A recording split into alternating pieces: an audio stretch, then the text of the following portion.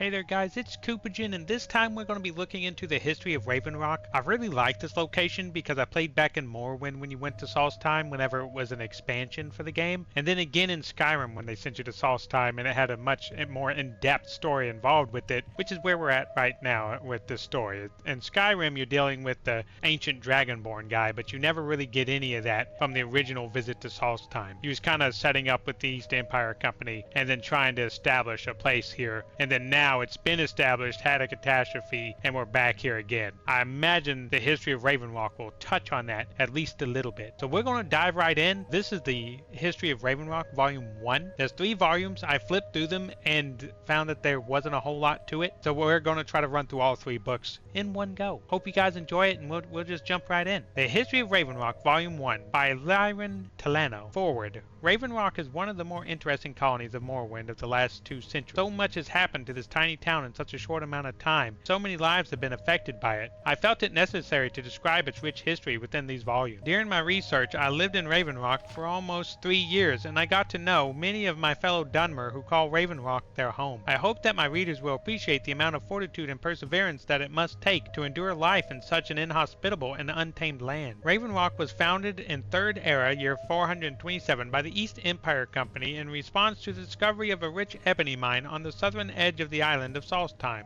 The construction of the town took several months, and the mine immediately started yielding ebony ore that the miners shipped to Windhelm in Skyrim. By 3rd Era, year 432, the town was home to over 30 people, all of whom depended on the mine for their livelihood. At this time, Ravenlock was almost exclusively inhabited by Imperials and a few Nords who were drawn to the mine's wealth. When the Oblivion Crisis arose in 3rd Era, year 433, Ravenlock remained largely untouched by Mehrunes Dagon's forces, and work continued as usual. The bulk of the Imperial Guard that was stationed in Ravenlock was recalled to Cyrodiil to fight the invading forces, but a few soldiers remained behind in order to protect the ebony mine from bandits. It's uncertain whether any Oblivion Gates ever opened on Solstheim, as there appears to be no record of such an event ever occurring. So during this time frame, Oblivion was happening. The Oblivion Gates were happening all over the place, popping up, and you had to go destroy them. Apparently, they never reached this location, which is kind of nifty. It's a cool thing to know. I also did Oblivion. I really liked it. I thought it was a good game, and having time frames in these books coincide with the time when you're actually playing a game makes it feel even better. So if you guys haven't, I would say go play Morrowind, and then go play Oblivion, and even go play Skyrim for the expansion piece where you come back to Solstheim. It's really nifty. It's really nifty, and I believe it's where these books came from. I think they started or were put into the game when they created this part of the game. In the first year of the 4th Era, after the destruction of Aldrune, many of the Dunmer great houses sent out small groups of their own to seek places to re-establish themselves. House Redoran's group was led by Barara Morvain, who immediately struck out for Solstheim. After some quick negotiations with the East Empire Company, and some speculate quite a bit of coin changing hands, Barara's group was allowed to settle in Ravenlock, where they quickly became a part of the mining colony's way of life. The Dunmer proved to be both hard-working and reliable when it came to working in the mines, impressing the East Empire Company and solidifying their relationship. All was going quite well until that fateful day in the 4th Era, year 5, when the Red Mountains suddenly erupted, sending a massive blast across a sea of ghosts that struck Solstheim with its full fury. Ravenlock was heavily damaged by this wave of force, which toppled several of its stone structures and obliterated many of the wooden ones. Ironically, the mine once again proved to be the town's saving grace, as most of the population of Ravenlock was working underground at the time and was completely shielded from the blast. This event wasn't without cost, however. Ravenlock was heavily dependent on nearby Fort Frostmoth for its defense, but the eruption had almost completely wiped it from the face of Solstheim. The few soldiers that survived took residence in Ravenlock itself and attempted to set up a makeshift garrison there, but these scant few were hardly a match for potential threats to their town. With the East Empire Company's permission, Brauer brought in some of House Redoran's elite Redoran Guard to fill the void. The Guard proved to be an ideal replacement for the fallen Imperial soldiers and have been guarding the town ever since. So guys, that's it for the first book. We're going to dive straight into the second book here. I really liked the Fort Frostmoth declaration because you visit and have a little bit of time in that fortress when you go there during Morrowind. I can't remember if you helped set it up or if it was the one thing that was there when you got there. I want to say it was already established there, and then that's where you show up when you first do that little bit of the expansion, which is super awesome. But now it seems like the Red Mountain eruption obliterated that, and that's what you're dealing with when you come back on the second visit to Solstheim. But we're going to dive into the second book now, The History of Ravenrock Volume 2 by Redoran House. Forward. Ravenrock is one of the more interesting colonies of Morrowind of the last 2 centuries. So much has happened to this tiny town in such a short amount of time, and so many lives have been affected by it. I felt it necessary to describe its rich history within these volumes. During my research, I lived in Ravenrock for almost 3 years. I got to know many of my fellow Dunmer who call Ravenrock their home. I hope that my readers will appreciate the amount of fortitude and perseverance that it must take to endure life in such an inhospitable and untamed land. After a few years, the relentless ash storms from the ever-erupting Red Mountain had transformed Solstheim's southern reaches into pure ash wastes, reminiscent of those present on Bottomfell itself. The storms would leave behind deep dunes of ash that made life exceedingly difficult in Ravenrock. In order to protect the town from these drifts, Brara Morvayn proposed that the East Empire Company construct a large wall of her own design to protect the east end of town. The company quickly agreed and provided the necessary funds. After almost a year, the construction was complete and the huge edifice was named the Bulwark. The wall proved to be extremely effective and allowed work to continue unabated in the mine. In the Fourth Era, year 16, when Solstheim was passed into the hands of the Dunmer people,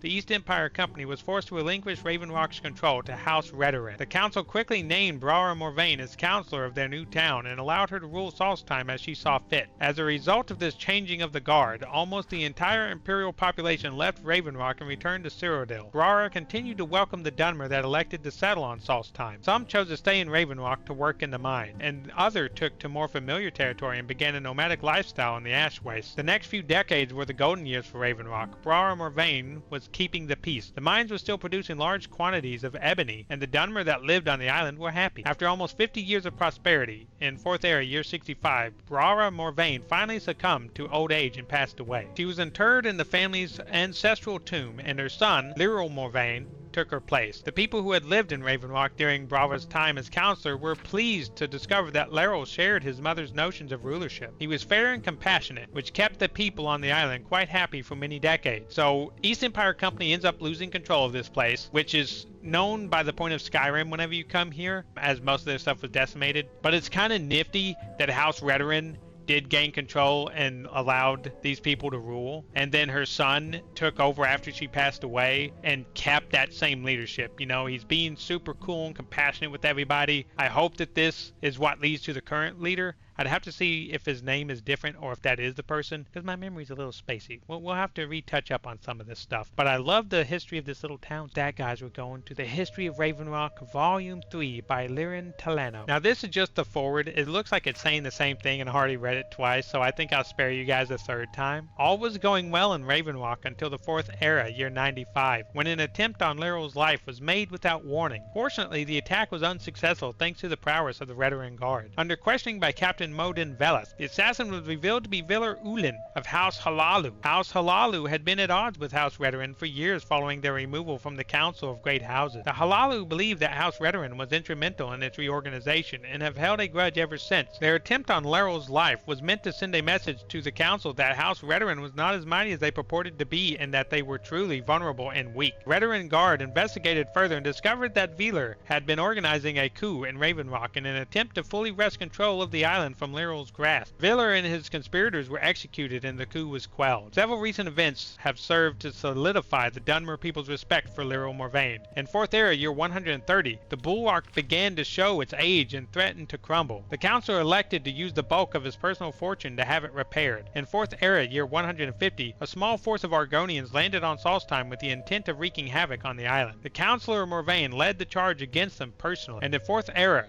year 170, when the ebony mine finally began to dry up, he drained the remainder of his coffers, keeping the people fed. By Fourth Era, year 181, mine's ebony veins were completely exhausted. Lyral ordered the mine to be shut down, and Ravenrock turned to a hunting and fishing for its trade. A few Dunmer families departed Solstheim and returned to the mainland, but most stayed behind. At present, Lyral Morvayn is still the ruler of Ravenrock. The Redoran Guard continues to maintain order within the town and the surrounding area, keeping Ravenrock's residents safe and in line. If even so much as a rumor of dissent reaches Lyral's ears, he has it quashed immediately. He's well aware that there may be a few Halalu loyalists still present among her population that would like to see him dead. The future may appear bleak for Ravenrock, but the spirit of its inhabitants will never be broken. Alright, that actually confirmed it. So that is the leader that you're dealing with right now. I figured with their longer lifespans that we would definitely be chatting fighting with that dude, I just didn't want to swear to it, you know? Now that was pretty nifty, and it does suck that Halalu went to just these kind of conspiring evil dudes. I actually was a Halalu person whenever I played Morrowind the first time, because I thought it was kind of funny that they were more of accepting of everyone, you know? And now to see that they're just kind of evil, it's like, oh gosh, hopefully not all of them's evil. But we've got a few evil ones. So guys, I hope you enjoyed that as much as I did. If you guys really would like to, or if you would please, hit that like button for me and then hit that subscribe so you'll be notified when I create more of these videos for you. Until the next time though, I want to thank you guys so much for hanging out this long and wish you guys the best. Thank you kindly and have fun now. Bye-bye.